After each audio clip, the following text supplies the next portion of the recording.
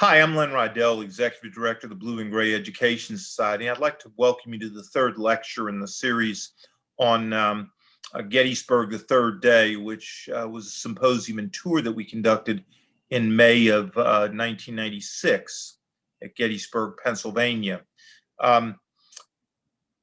Mike Miller, I've introduced him to you before in the Overland campaign, a very low profile, extraordinarily competent man who knows the Civil War and for years was the leader of the military staff rides for the United States Marine Corps brass, both out of Washington, D.C. and out of Quantico, Virginia, where Marine Corps University was and still is. And Mike was the archivist of the Marines. We had been and were at the time working with him on an interpretation of the North Anna battlefield. And as I got to know him better and better and found out more of what he could do, he, of course, had done a lot of tours of Gettysburg. And so I asked him if he could pick up a subject that is really overlooked, but is critically important for you to understand if you're to understand what Robert E. Lee and indeed George Gordon Meade were trying to do in their operations in and around Gettysburg. Mike is going to talk about the cavalry actions on the third day. Of course, this is a place where George Armstrong Custer gets some publicity and becomes, as a young brigadier, finds himself in command of the 7th Michigan, excuse me, and is famous for the phrase, "Come on, you Wolverines." But the fighting, and primarily the fighting on the third day, the cavalry actions, is a very distinct part of Lee's strategy, which he had always had in the back of his mind, this larger tactical success he was looking toward. Obviously, with the susceptibility and the concern that the Lincoln administration had for the major ports in the national capital, Baltimore, Philadelphia, Washington, D.C., Lee understood that that was pushing a button, that if he could threaten any of those cities, that in fact he would create havoc for the Union. And better than that, if he could achieve a major breakthrough somewhere, like shatter the Federal Army, similar to what he had done with John Pope's Army of Virginia in September of 1862 at Manassas, that he might in fact throw the Federal Army back on DC, and that in and of itself might be the big victory that would bring in European intervention. And so Lee was very focused on doing something he could do that would destroy the army. He had tried to do it in 7 days. He had expected to do it at Manassas, and now he is looking for the opportunity to do it at Gettysburg. To do this, he needs to basically create chaos in arrears of the Federal Army. And if he is to shatter the Federal Army and break them up into panic, he's going to have to also deprive the Federals of the means of an orderly withdrawal from the field. To do this, as I've mentioned before, there are 3 roads that he is trying to gain control of. And if he does, then he will have basically set up a means in which the Federal Army will be entrapped. He may even be able to take the high ground behind not Mine Run, but another one of these senior moments. But it will come to me in a second. But the high ground on, damn, sorry guys, but I can't remember 3 roads, and I can't remember the high ground. Pipe Creek. Yay, Pipe Creek. I still can't remember the 3rd road that leads back. But and listen, it's going to happen to you all too. I'm over 60. I'm 67 now, and it's going to happen to all of you sooner or later. So don't laugh at me. Just sympathize. Anyway, if Lee can cut those roads, then if he achieves battlefield success, Meade is going to have to fight to escape, and he's going to have to fight to try to get back between Lee and Baltimore or Washington, D.C. And so when Jeb Stuart finally shows up late on the afternoon of July the 2nd, he interviews with Lee. Lee's disappointed. He's frustrated because he's had a couple of tough battles and stuff, and the fact that he has had to do some things based on his best educated guess. He has words with Stuart, but then he burns through his anger and then tells Stuart he's done a good job. And Stuart's only 30 years old, and Lee's not trying to break his spirit. But then what he does is he assigns Stuart the task of basically closing off the Baltimore Pike. He is hopeful in his actions on the 3rd of July that he'll be able to take Culp's Hill, that he'll turn the federal position there, and then as Stuart moves across the rear back in the direction of Hanover to the east, that Stuart can cut across roads because there's a healthy road network back there that if success is achieved, he'll be able to move rapidly with his cavalry and cut those people off, the Federal Army in their retreat. And so this is a key part of Lee's strategy, and Meade is not willing to concede this to them. So I asked Mike to talk primarily about the cavalry actions that are fought east of Gettysburg at what today is known as East Cavalry Field, and that's where his primary focus is going to be. But there are other engagements in the rear of Lee himself, where the Federal Army begins to move and tries to get behind Lee, who's going to advance here on the 3rd day. And so there is fighting over near Big Round Top, just south of Big Round Top, and there'll be other actions back on Lee's lines of supply as well. But the focus of this lecture is on the fighting over in East Cemetery Hills. So sit back, relax, and enjoy Mike Miller's presentation on cavalry actions on the 3rd day. To Bryce's Crossroads in Mississippi early next month to work with Parker Hill using the monograph that we published as a source document for the Marine Corps to examine what really effective use of cavalry can be as a force multiplier. Here today to talk about the actions at Gettysburg, a wide-ranging subject. Please join me in welcoming Mike Miller.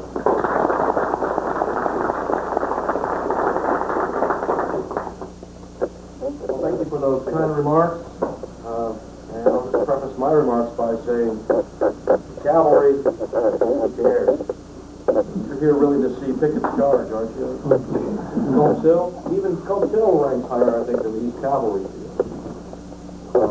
So I'm here to try and convince you over the next 45 minutes or so that cavalry is important, and it is something you really need to know about to understand the Battle of Gettysburg or any Civil War battle. And my contention is Gettysburg is fought because of cavalry, or the lack of cavalry. It is continuing to be fought for much those same reasons. And I won't say there's won and lost because of cavalry, but it has quite a bit to do with it. Now, I won't go as far as D.H. Hill to say that whoever saw a dead cavalryman on the battlefield, that kind of thing.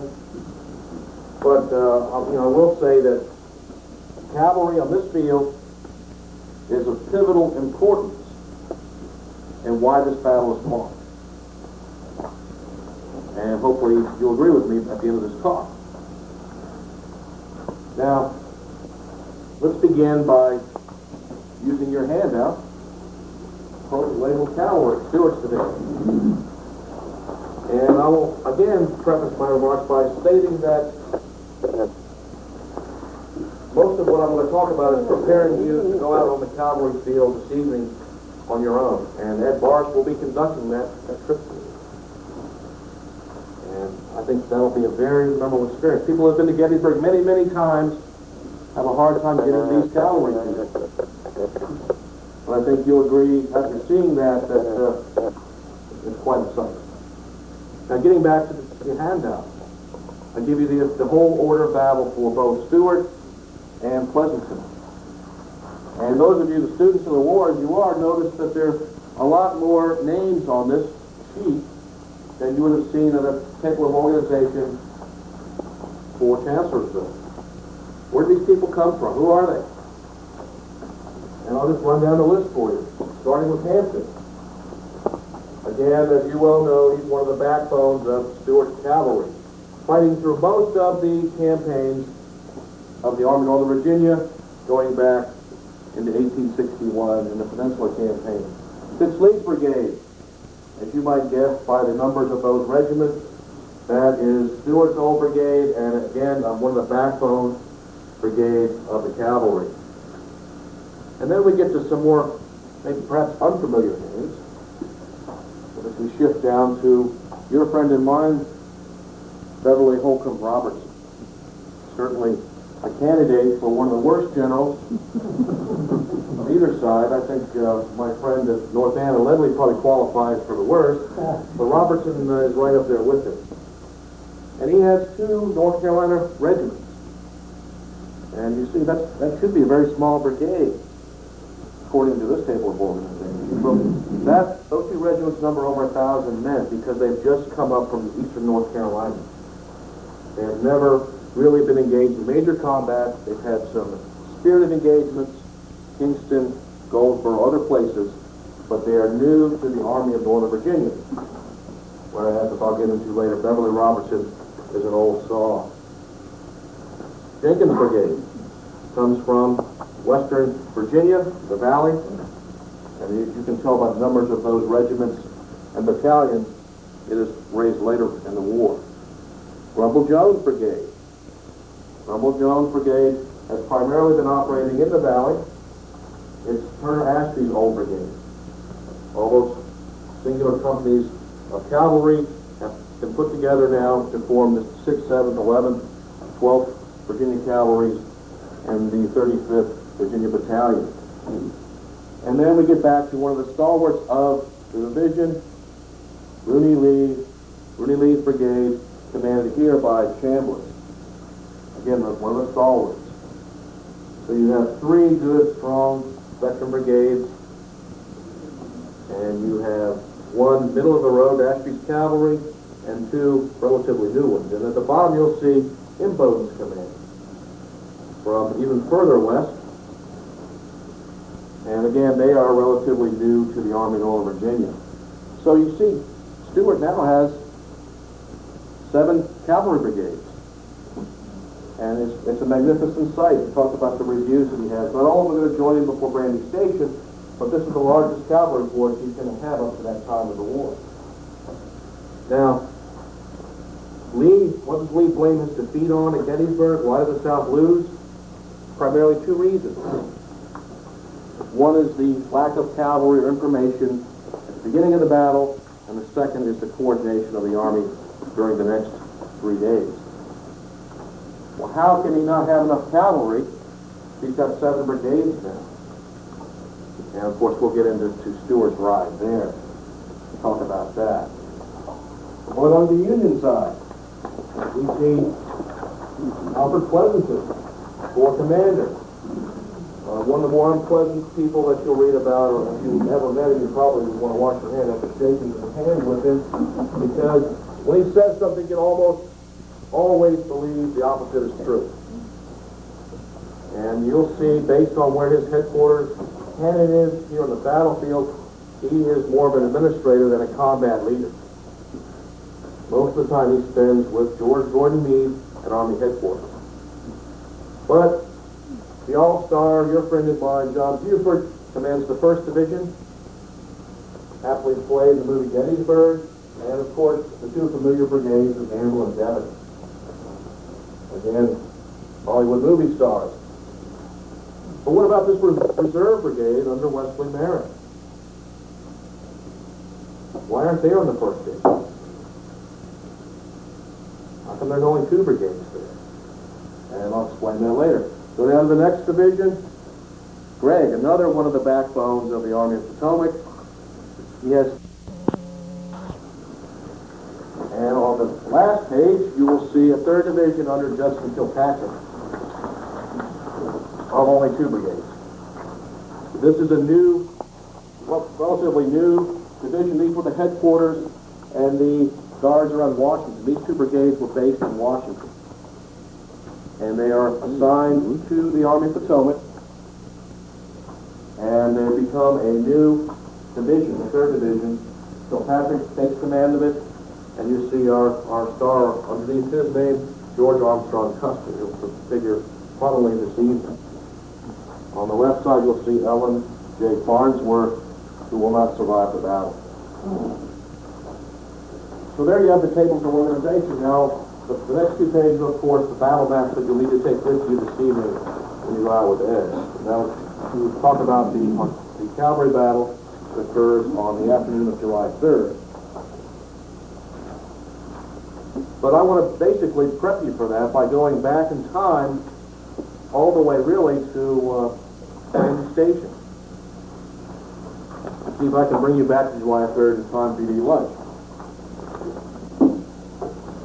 Stuart, of course, has his nose bloodied at Brandy Station, and of course, he has something to prove after that. Richmond papers have a lot of sport with him, and of course, as we jump ahead, he'll be given discretionary orders by Robert E. Lee through James Longstreet that if he can, he will move around the Union Army and join Ewell in Pennsylvania. And Stuart takes advantage of that. Remember, he had 7 cavalry brigades. He decides to take 3. The rest of them are going to remain with the Army. Certainly that should be enough to cover Lee's needs until Stuart can rejoin the Army. Well, guess which 3 he takes with him, judging from what I've already told you. His good friends and the best cavalry brigades, Hampton, Fitzlee, and Chandler. Leaving behind, he also ran.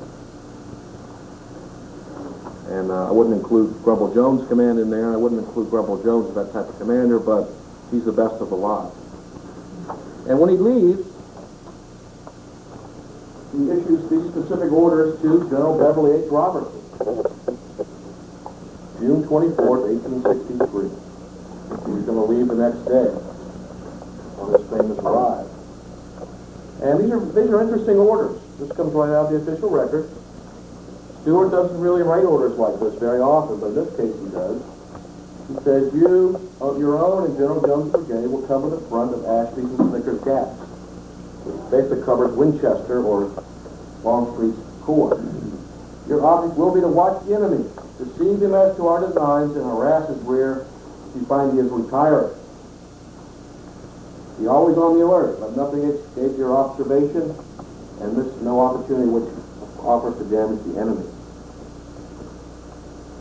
After the enemy has moved beyond your reach, leave sufficient pickets in the mountains, withdraw to the west side of the Shenandoah, place a strong and reliable picket to watch the enemy at Harper's Ferry, cross the Potomac, and follow the army, keeping to its right and rear.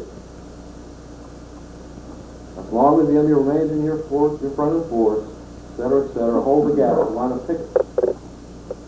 And he goes on down to talk about you will instruct General Jones from time to time, and you will communicate with General Longstreet. The chain of command will be Lee, Longstreet, and Beverly Robertson. He leaves behind these 2 brigades, 2 of the largest brigades in the Army, numbering about 3,000 men. And as you read those orders, you think he basically has covered Lee.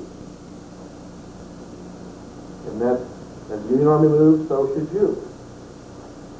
So all Grumble Jones and Beverly Robinson have to do will obey those orders, and there will be cavalry in front of A.P. Hill as he moves to Gettysburg on July 1st, which will dramatically alter the movie Gettysburg. But one of the worst cases of disobeying orders that happens in the Civil War, or any time in military history, occurs by Beverly Robinson the next few days. Now let me give you some background information about your friend of mine, Beverly Robinson and Grumble Jones. There's no real mystery why Stuart leaves them behind, because these are probably two of the people he cannot stand in the entire army. Grumble Jones is described on August 8, 1862, by a civilian, Fanny Hume. He says, he is a fine-looking man, but a mass of pomposity. He is a Virginian. He is military class of 1849. He serves in the cavalry in the West, fights against Apaches and Sioux. In the fall of 1861, he becomes colonel of the 4th Virginia Cavalry under Stuart. And Stuart, on October 21st, 61, promptly proclaims to his wife, "I find Beverly Robertson by far the most troublesome man I have to deal with." And that's saying a lot. His only combat, this is Robertson's only combat in the peninsula, was at New Bridge. He was sick in Richmond the rest of the time. He was defeated, probably no surprise, for re-election to colonel of the 4th Virginia, and this canceled his commission. He blamed it on his extreme discipline. However, he was rescued from obscurity and promoted to brigadier general and sent out to command Ashby's cavalry in June of 62. This is where things really get interesting. Guess who promoted him? Robert E. Lee. Brought him back based on his organizing abilities. The Laurel Brigade was not very happy with their new brigadier general and promptly voted for another fellow, but that was ignored, of course. Jackson at Cedar Mountain. Remember the story of him sitting there eating his onion? Beverly Robinson rides up. Jackson asked him, "Where's the enemy?" Robertson, "I don't know." Jackson stomps off, sends a dispatch to Robert E. Lee saying, "I must have Stuart." Robertson will not do. In a letter of 7 August, Jackson asked for the removal of Robertson and appointment of Grumble Jones to take over. At this point, Grumble Jones is working for Robertson. Lee replied the next day, "The subject is not so easily arranged. I fear the judgment passed on him may be hasty." So he has a favorite in his corner, Robert E. Lee. Of course, on July 31st, Lee stated that probably Jackson may expect too much, and Robertson may be preparing his men for service. This requires time to regulate. But Tom Munford, in a letter to Jed Hotchkiss in 1896, said, "Jackson, when he learned about Robertson, he was mad. Old Jack was mad about it, I know." On August 15th, Thomas Garber of the 10th Virginia talked about Robertson in combat, saying, "The whole brigade was drawn up in line of battle. The Yanks commenced to shell us, and we left the field in double quick time. General Robinson in the front. Great place to lead." On August 17th, Robertson was taken from Jackson and placed under Stuart's command. Lee's thinking this will fix it. Well, during the Maryland campaign, right in the middle of it, on the 5th of September, Robertson is taken out and ordered to North Carolina to train and raise cavalry. He's finally deposed. And Jeb Stuart says, in a letter to his wife, sent to North Carolina. Great news for the Army of Northern Virginia. However, he continues to do bad things there. That's the old North State. D.H. Hill, his new superior commander, he says, to a letter to the Secretary of War, he refers to the wonderfully inefficient brigade of Robertson. And a letter from Hill to Longstreet in March, "We must have someone in Robertson's place. He will not do." Again, Hill in a letter, "Robertson was sent out a colonel who saw some Yankees and came back. Robertson did not go himself. We must have a better man." Finally, when Lee is casting about for cavalry to come to Virginia and reinforce his army for his prepared move to the north, he sends to eastern North Carolina to D.H. Hill for troops. And guess what D.H. Hill now has a chance to do to his old commander who had sent him away as well? Send back 2 regiments of North Carolinians commanded by the volunteer Robertson, who does volunteer to go back with them. Lee says, do you want to leave Robertson behind? Yeah, offers him back to Hill. Hill says, no thanks, you can have it. And now Lee is faced with problems because Stuart and Robertson do not get along. Stuart says, and this is a great view of Army politics, Stuart says on May 21st to R.H. Chilton of Lee's staff, he says, I think it's indispensable for this cavalry command to have a reserve camp for recuperation and remounting. For such duty, I consider Beverly H. Robertson eminently fitted. Lee to Stuart, 2 days later, I wish to leave Robertson, North Carolina, but learned from the President that General Hill had attached each of 3 regiments left there to divisions. Consequently, he had no command. In other words, D.H. Hill gives him the boot no matter which way he goes. Consequently, I wish we had a camp of instruction. Robertson would be an excellent person to put in charge of it, but as far as I can see, he would have now little to do. Lee's going to leave him with the cavalry, despite Stuart's tactful message. And Lee, again, backs him up. He says, I think Robertson would do as well as Baker in command of this brigade of North Carolinians, and refers to it. Finally, on Robertson's behalf, I would say there's a message from W.W. Blackford in June of 1863.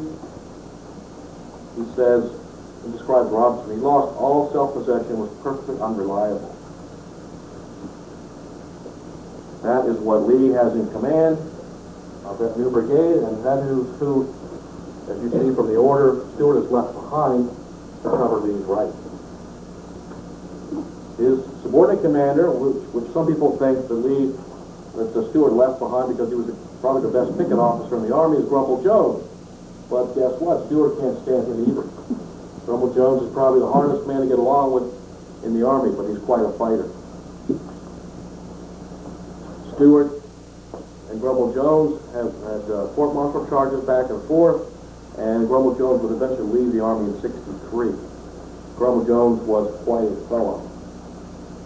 He, again, was a West Point graduate, 1848. And what soured him was, shortly after marrying his Miss Eliza Dunn, they had a shipwreck on the coast of Texas, in which he was swept from his arms as they tried to get her ashore. After that, he was a changed man. So, we have 2 of the lesser stars in a pivotal role. And based on these orders, I would say that Stuart can ride off, fall off the face of the earth, and Lee still should be covered with 4 brigades of cavalry, had Grumble Jones obeyed the command. So, what happens next? Let's take a look.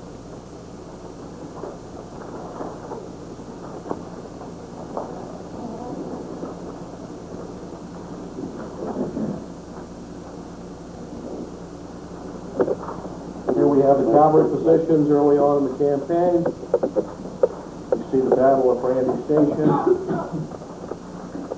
being set up here. Stuart has moved out to the city of Brandy Station. This is June 3rd, June 6th. Longstreet and Ewell are moving out that way. We have the battle on June 9th. June 12th. Face off here, and Ewell is going to take Norway out of the war. And on June 13th, he does just that. And you see the Union Army beginning to move out. And the next battle is going to go for these gaps right here at Aldie, Middleburg, and Upperville. Here's Snicker's Gap, here's Ashby's Gap. Right here, these are the gaps that our friend Robertson is supposed to protect. And things get more interesting.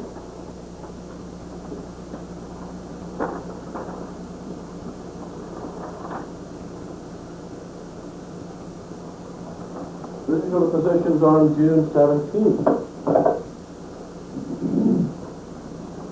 in which now the Confederates are crossing Potomac, and here now you see the battles at Albany, Middleburg, Upperville, as Pleasanton tries to break through the Confederate cavalry screen. At this point in time, Stewart is still there.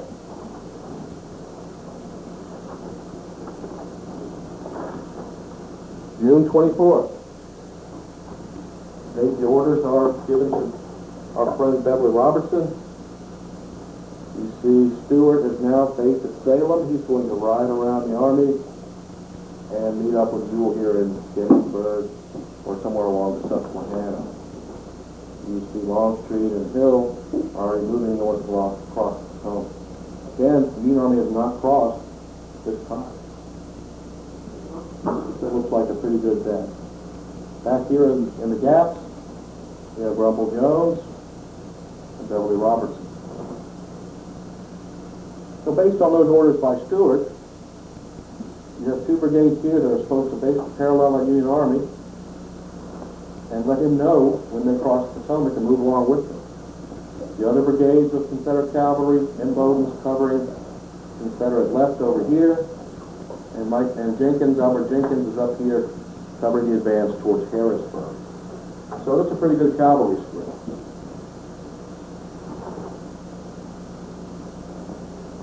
Now, June 28th. Things have changed, as you see. Union Army is now concentrated at Frederick. Hill and Longstreet are up here at Chambersburg, Fayetteville. Jewell's up here along the Susquehanna. Stewart has been forced to go all the way to Wolf Run Shoals, Fairfax Courthouse, and now is at Rockville on the 28th. This is his famous ride around the Union Army. So, they've had Robertson follow orders. He should be in this area here, training this Union advance. Remember, they've already crossed, but look where he is. Rumble Jones is still in Snickers Gap. Robertson is in Ashby's Gap. Have not moved. This is where things get very much confused in the mind of Beverly Robertson.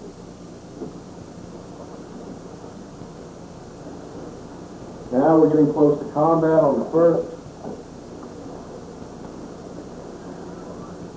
Union Army, here's Buford going towards Fairfield. He's going to get to Gettysburg. Stewart has gotten to Westminster, coming up behind Union Army.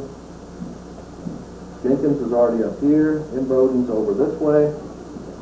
And back down here, Beverly Robertson is just concentrating at Berryville, starting to move. So he's already 2 days behind that Union Army. And now you can see the problem that we have. When the spy Harrison comes to visit him at Chambersburg, he tells him the Union Army is not only across, but they're concentrated Frederick and the Frederick area, which makes him have to fight his battle here. Now, what has Beverly Robertson done on those 2 days, 3 days, basically once Stewart leaves? There's really not much in the way of clues. They continue to scout, they continue to watch the Army move off. Captain Galloway of Company D, 5th North Carolina, was a squadron captain. He went out on reconnaissance on the 25th and 6th. Because the squadron commander cannot know his brigadier's orders. He can and does know that we followed the main turnpike previously marched over by the infantry and saw no enemy or no hostile shots fired. Where's Robertson? Why isn't he moving? The diary of Ida Delaney, a citizen living near Upperville, says on June 27th, General Robertson dined here today. He is handsome, gentlemanly, and attractive. June 29th, General Robinson and 3 of his staff took breakfast here. I like the general more and more. He was camped last night on the Vineyard Hill, and his orderly came here to buy milk for his supper. I sent him up some nice bread, butter, milk, and received a very nice note of thanks this morning. And And there we have Beverly Robertson. And why there was no Confederate cavalry screening Lee's army in its big hole here. This is where Robertson should have been, alerting Lee to this movement. So, Lee in his report does not criticize Robertson. Robertson is allowed to basically leave the army and volunteered to leave. I'll give you a prompt clue as to how Stewart and Lee now felt about it. But remember, who put him there? Who was his guardian angel through all his troubles? It was Robert E. Lee. His subordinate commanders tried to get rid of this guy, and Lee didn't do it. And now Lee is forced to pay the consequences on July 1st. The lightning almost striking down for saying that bad thing about Robert E. Lee, but... So, what is Lee going to do now? How is he going to concentrate? Again, how is the Battle of Gettysburg fought with a lack of cavalry? What is Lee thinking when he doesn't hear from Beverly Robertson? Well, he's assuming the Union Army has not crossed the Potomac, but now that he found out they have, he thinks that their next move would be a movement across, cut his line of communication and supplies at Hagerstown, Funkstown, Greencastle. And you see they're in a good place to do that. Cut him off from the south. So, why can't Lee achieve the same goals intended for the Pennsylvania campaign by just sitting up here in the mountain passes and letting the Union Army come to him? That's the reason why he thinks they're going to go this way. So he orders his men to concentrate at Cashtown and Gettysburg. How does that solve his problem? Why should he concentrate east of the mountain range?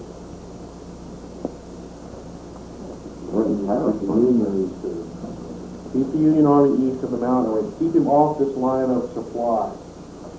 By coming here and concentrating, if the Union Army moves towards the west, he can come right down on us and head right straight for Frederick and cut their line of supply, or he can threaten Harrisburg, Baltimore, any of those cities that you must respond to.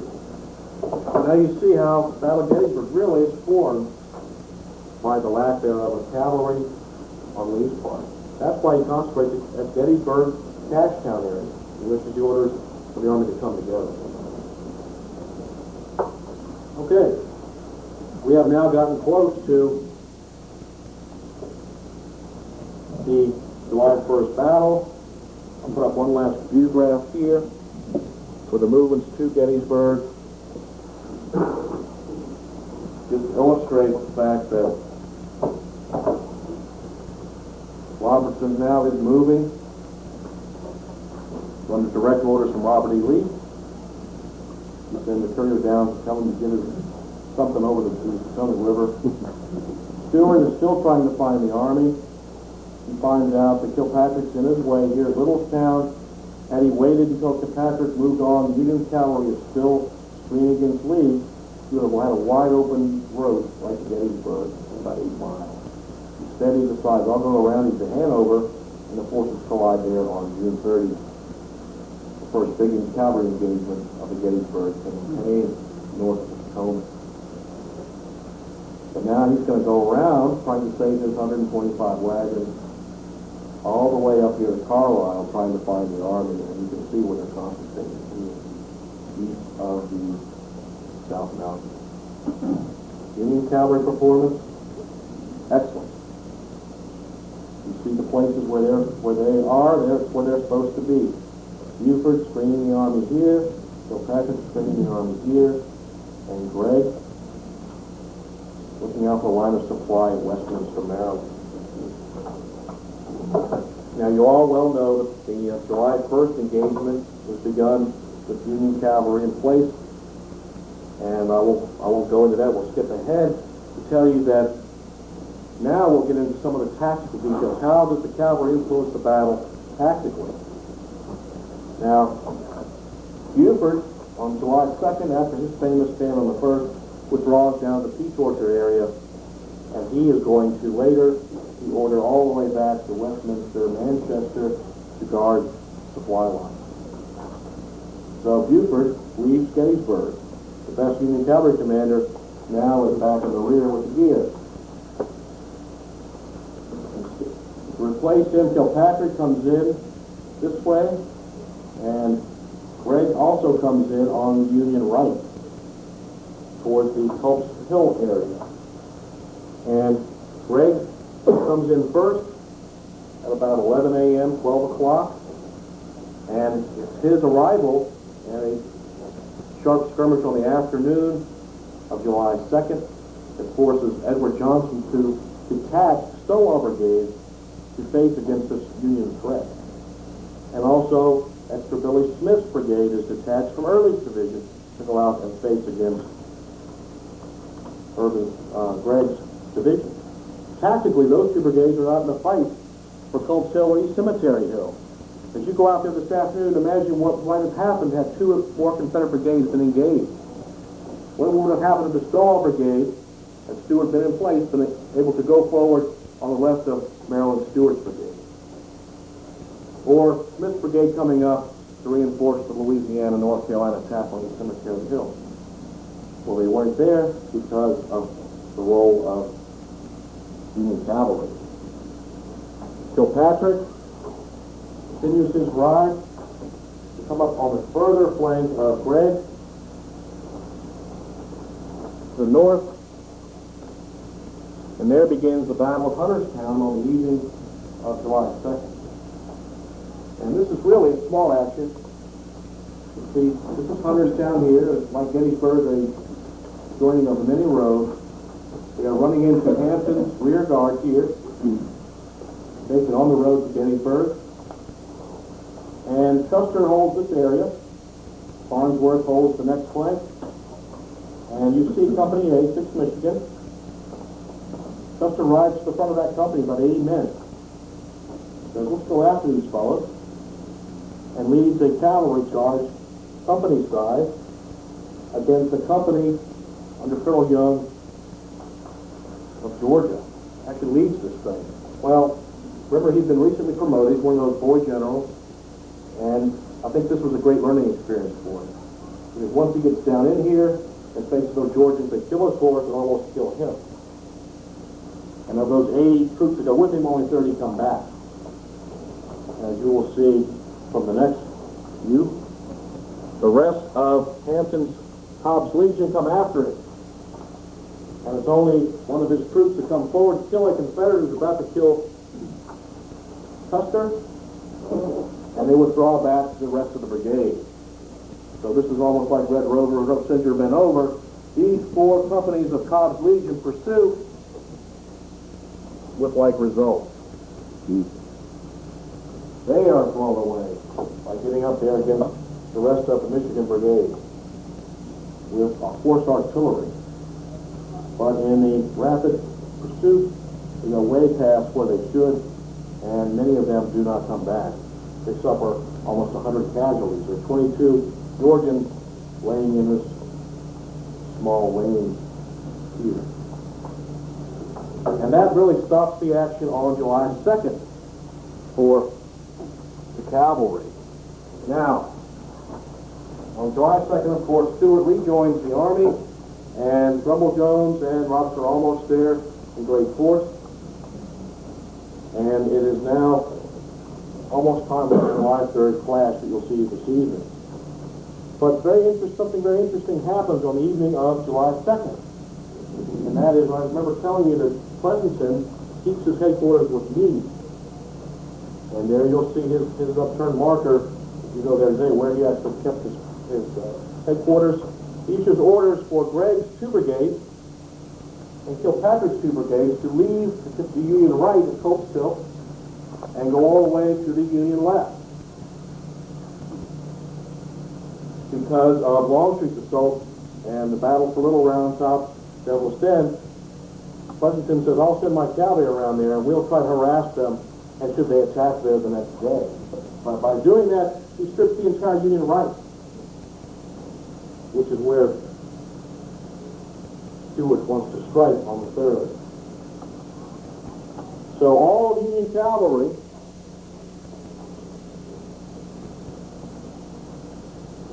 is down here south of Little Round Top. See Kilpatrick, they're all here. Gregg, being the great general that he is, rides up to the headquarters of Pleasanton and says, we've got to go back and protect the right. And Pleasanton says, okay, what you can do is send one of Kilpatrick's brigades, which is Custer, and they go out and skirmish on the right. One brigade goes out the next morning. And then they hear a message from Howard's headquarters here on Cemetery Hill saying he sees a large force of Confederate cavalry moving to the right.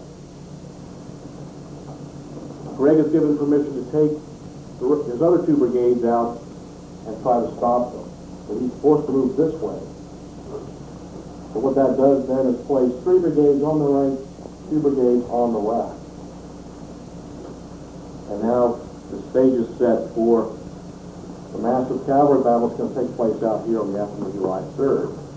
3 Union brigades against Stewart's force of his 3 favorite brigades and Albert Jenkins' brigades. He's going to have a superiority of numbers over his Union cavalry, which you'll see how that turns out this afternoon. On the Union left, little thought about, but I think it's very important, is the actions of Kilpatrick and what he tries to accomplish out there on the Union flank. Now, one of the incidents that everyone talks about that I find rather distasteful is this little movement by Kilpatrick sending Farnsworth with the 1st Vermont in a fruitless charge into Devil's Den, Little Round Top area against Confederate infantry. Very little purpose to this. I find it distasteful because Farnsworth did not want to do it, recognize the situation. Kilpatrick is division commander, challenged his humanity, and Farnsworth said, I'll go ahead and lead this, but my death is here on your head. You see the different battalions go out and charge into this area. You've all been there before, I'm sure, and know that is no ground for mounted cavalry. Farnsworth rides out like so, loses his horse, killed. He is given a mount by one of his troops, rides back into this area where he's killed by the Confederate infantry, supposedly men of Law's Alabama Brigade. And he's killed with 4 wounds, bullet, and 1 wound, artillery fragment. And there's speculation, goes on until today, that he might have shot himself when he thought he was going to be captured. So again, that's speculation. He had his brigadier general's commission in his pocket when he was killed. But the reason I don't like to talk about this as much is because this is really a fruitless attack. But what happens over here with Merritt's brigade, I think it's far more significant. Merritt's brigade is, remember that 3rd Brigade of Buford that never goes up on the 1st. They're ordered up to support Kilpatrick on the 3rd. And they actually try to deploy and influence tactically the battle on this flank. They're ordered in after Pickett's charge, but they actually try to duke it out with the Confederate infantry. And this presages a lot of what's going to happen in the valley in 1864 with Sheridan, actually getting out there, trying to influence the battle in a tactical sense. It doesn't work at Gettysburg, but this is one of the first examples that you'll find of that. Actually getting out there and mixing it up with the infantry as a mounted army. So you start to see the jointness of the different arms of battle. Cavalry, artillery, and infantry. And then finally, I'll leave you with the last action that you should know about. Hunterstown being on July 2nd. This is July 3rd. There's another action that takes place at Fairfield on July 3rd, where 1 regiment of Merritt is sent out to try and get into Lee's supply train. And of all the good luck, they run into, guess who? Rumble Jones finally arriving on the battlefield. Rumble Jones, being the aggressive general that he is, promptly engages them. Sends forward 7th Virginia and a mounted cavalry charge right down the road to Fairfield. The Union cavalry primarily is dismounted, fighting on foot.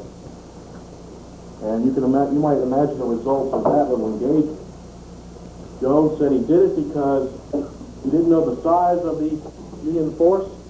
He thought he had to protect the wagon trains. And said even if he was outnumbered, a small force can overcome a large force with frontal assaults like this.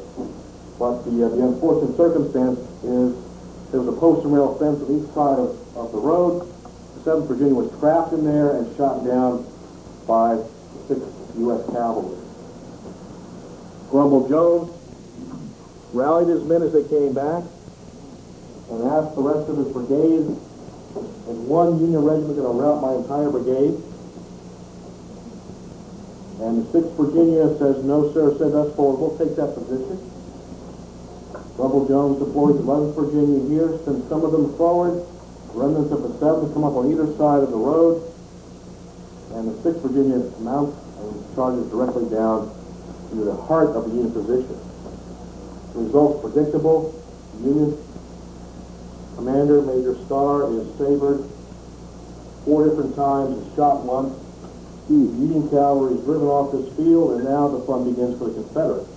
They take over 200 prisoners and kill and wound about 40 more Union troops. And one of the footnotes here is that Admiral Chaffee, the commander of the American forces in the Boxer Rebellion, was a lieutenant in this little orchard here where he was wounded and captured. But again, Grumble Jones finally gets to the field. They do contribute to this fight. Okay, with that, I will conclude and just say I hope you enjoyed the cavalry field. I think you've got adequate preparation to be done all the way back to Brandy Station. Take out your tables of organization and your battle maps. And I think your knowledge of Gettysburg is going to increase many-fold by that.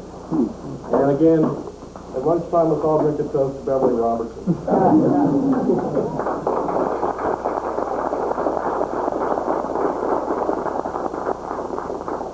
Any questions?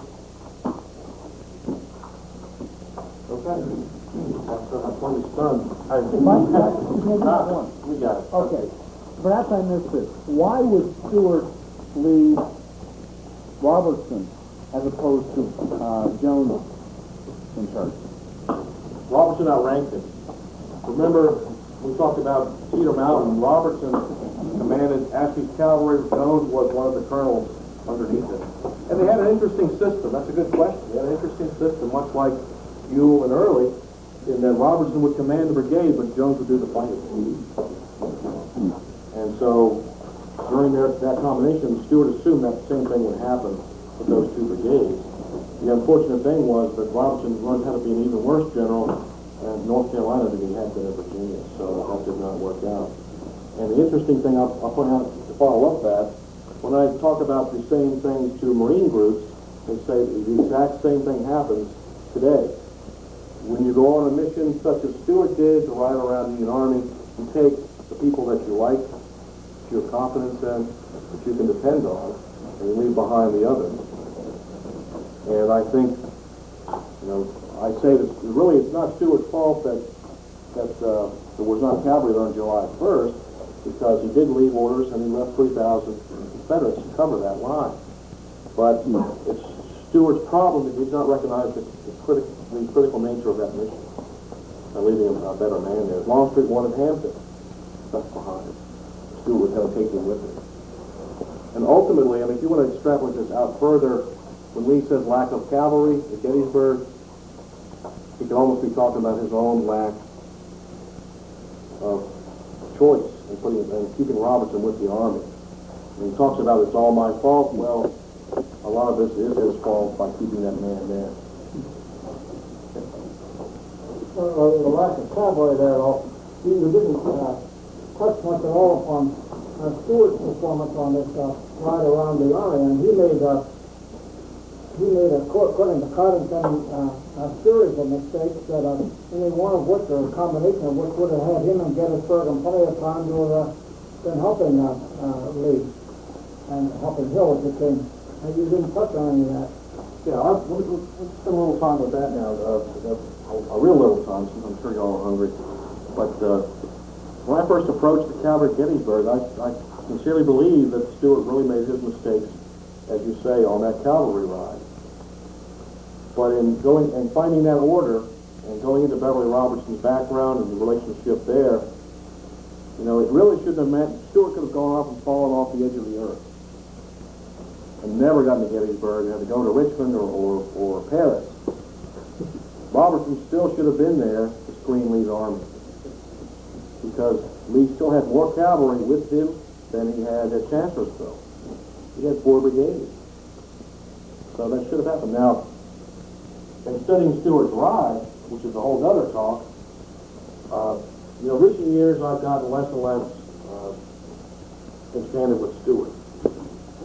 But in looking at what he pulled off on that ride, I'm more and more impressed. I think he was one of the great commanders in being able to accomplish that ride, doing what he did, and not giving up and turning about.